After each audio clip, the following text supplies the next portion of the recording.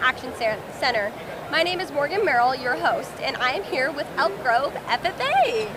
How are you guys doing today? Good. Good, I'm glad. Can you guys just introduce yourself, your name, what year you are, and what you're involved in the FFA? Of course. I'm Harper Kempin. I'm a junior at Elk Grove High School, and I'm really involved in public speaking and on my officer team. My name is Annika Dawn. I'm also a junior at Elk Grove High School, and I'm super involved on our officer team and public speaking, and I race market hogs. Hi, I'm Ms. Famer, one of the teachers at Elk Grove High School. Beautiful. Thank you guys so much for being here. I'm so excited to talk all things FFA and agriculture with you guys. To start off, what inspired you guys to get involved in FFA? Both my parents were state officers, so I grew up with FFA jackets around the house, and I actually didn't want to be an FFA, but my counselor put me in an ag class, and I just kind of learned to love it, and my ag teacher was amazing. She taught me how to love and have a passion for agriculture, and I stuck with it. So my family comes from a long line of dairy farmers, but we kind of got a little bit disconnected from that in my generation, and then my older sister joined the FFA, and that kind of rekindled that spark and love for agriculture, and so that's kind of how I got involved, was just seeing the passion that she had for it and wanting to share that with her. And for you, what inspired you to be an ag teacher? For me personally, it was my ag background in my FFA experience that inspired me to want to be an ag teacher specifically. I always thought I wanted to be a teacher, but when I had my own FFA experience, I knew that was the place to be. It kind of just all goes into one. The inspiration, it starts from a young age in high school. As you go through, you kind of just know by the end you want to be that involvement. You want to stay within the FFA because it's such an amazing organization. So thank you guys for being inspired, and I'm so excited for your future endeavors. So first, with all of your inspiration, what has been your favorite memory that you guys have created through the FFA? Would you like to go first? Sure. I would really just say the family that comes with FFA. I feel like for a lot of my life I was a little bit more on the quiet side, and then I feel like joining FFA I was able to just meet people who really inspired me to grow in my confidence and want to speak up and use my voice. And so I think those memories just with people that I really love and those relationships that I've gotten to make and little inside jokes and spending time in vans and getting to know new people has been really, really sweet.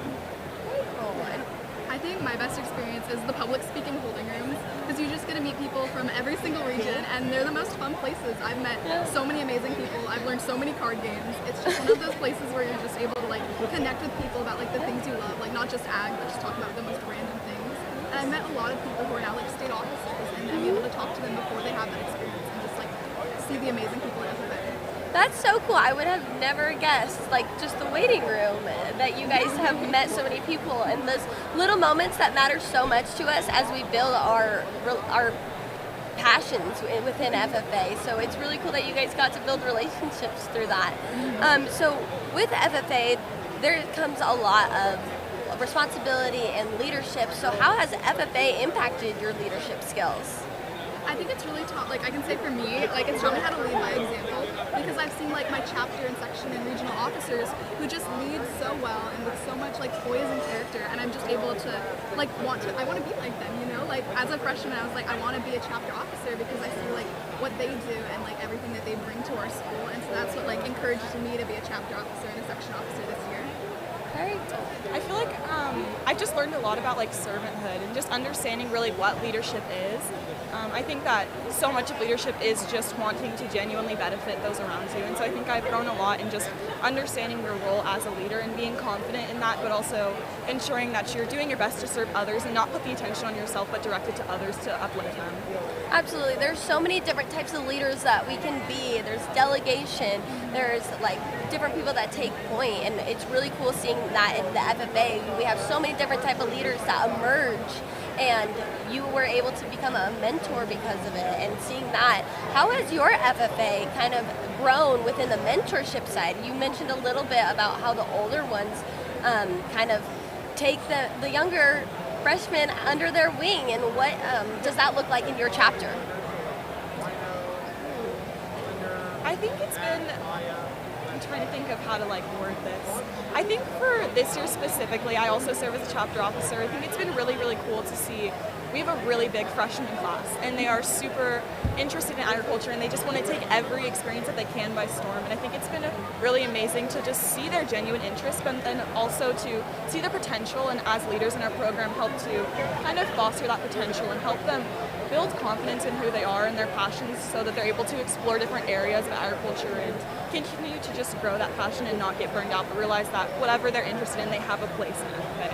Absolutely, that's such a cool thing that you guys are taking them under your wing, and you have a large class, so that will continue throughout the high school, and hopefully they all stay with it and stay involved in agriculture as they go through the years. And with such a large class, how does your chapter advocate for agriculture to your school and your community? We do a lot of community service at Elk Grove High School. We actually just did a national chapter presentation for our sock drive.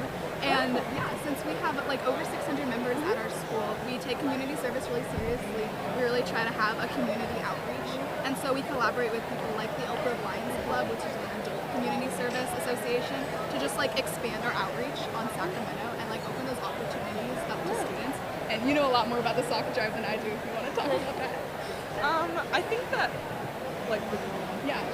just like what we did, like we collected socks, and this is like one of the first years I think that we've had like committees, right? Yeah, we just started this year with like standing traditional committees and trying to get more students involved in leadership roles too. But yeah, being a big part of our school, like we are close to a third of the population of our whole campus, and so it allows us to find ways where we can participate with other campus, like on-campus activities, and then they can participate with ours. And so we try to like make it a whole campus thing and not just like our own little exclusive club. Yes. So this was the first year that you guys did this, or how many years have you guys done this program? The committee specifically? Or the sock drive. Oh, the sock drive. We've done for a few years, but this year definitely blew every other year out of the water. So yeah, with the support of like our officer team and just recruitment and trying to get the word out there, and it really took off. It's really cool to see that that specific one is growing so much. And looking into the future, what excites you most about the future of your guys' chapter? I would say just going back to that like freshman class, our freshman and sophomore classes are both extremely involved. And I think that looking at our sock drive and just how successful that was and how our students genuinely just have a passion for serving others and community service and advocating for agriculture through that community service.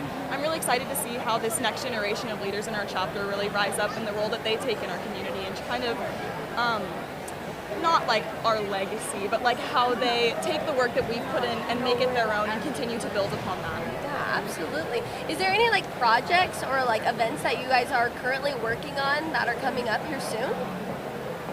The tie blankets that we're doing right now. Talking about that.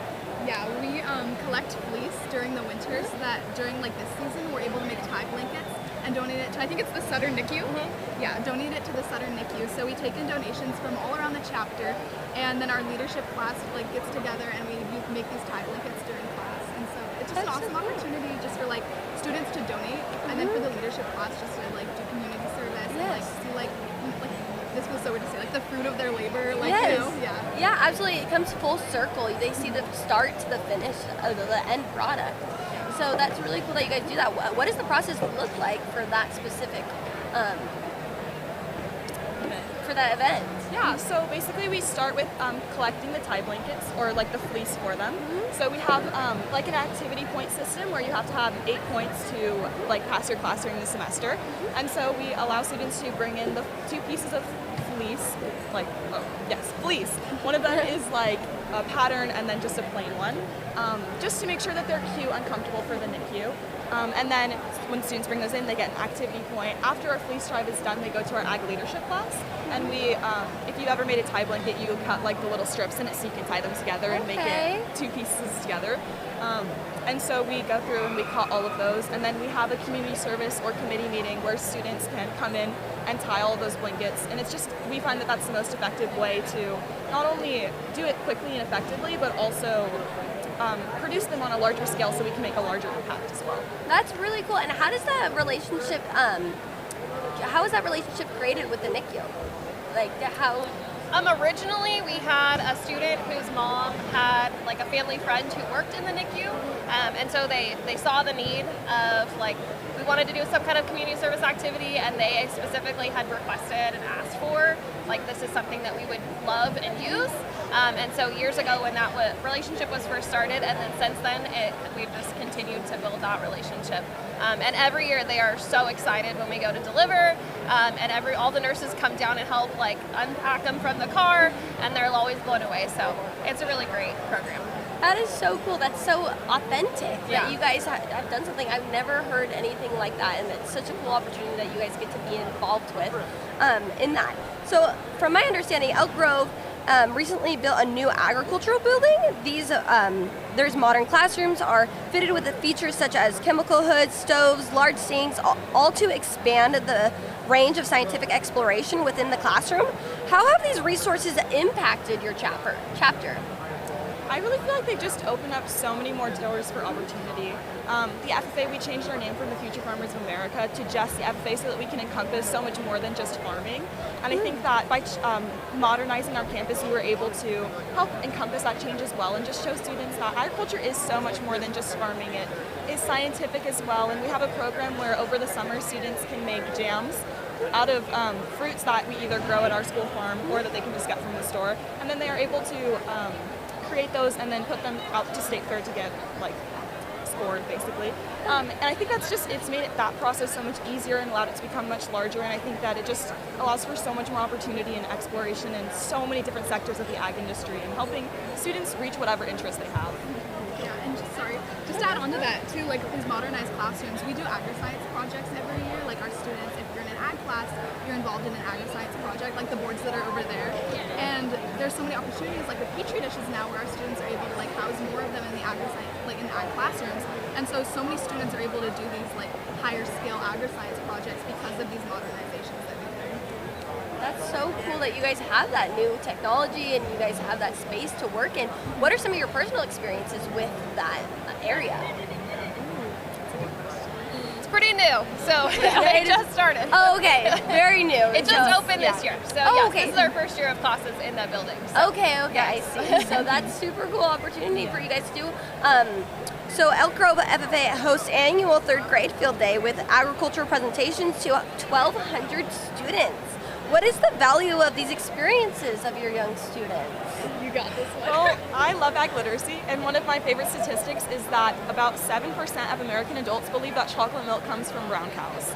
And I think that this experience for students really just helps to build that foundation of agriculture knowledge. I think having them come in and get that hands-on experience with our school farm and, again, exploring the different sectors of the ag industry, we're able to kind of just plant that seed so that whether they join high school or they join FFA in high school or not, they go into the world as consumers who have at least a baseline of knowledge of agriculture and are able to appreciate and support the agriculture industry as a whole. Yeah, and just to keep talking about that, I actually remember my third grade field day because I went to an elementary school in our district, and it's one of the things that actually like encouraged me to do FFA because I was like, oh my gosh, there's animals at a farm, there's a greenhouse, there's all these opportunities, and as a third grader who didn't know what she wanted to do, it was just something that like, you know, opened up a door, and like I knew what high school was like for that one. Absolutely. Planting that seed young and third grade, that really brings into like how big of an impact that the FFA has on those students at a young age, and then wraps around and they remember it when they get to high school and your guys' age. And so that's so cool that you guys have that community tie within the third grade and up, honestly, because you guys have so much community involvement. So I just want to say thank you guys for sharing your experiences with me, your chapter, your insights, and your inspiration that backs your FFA. So thank you so much, and I hope you guys enjoy the conference. Thank you for having us. Of course. This is Convention Center, Action Center. I'm your host, Morgan Merrill, and we'll see you next time.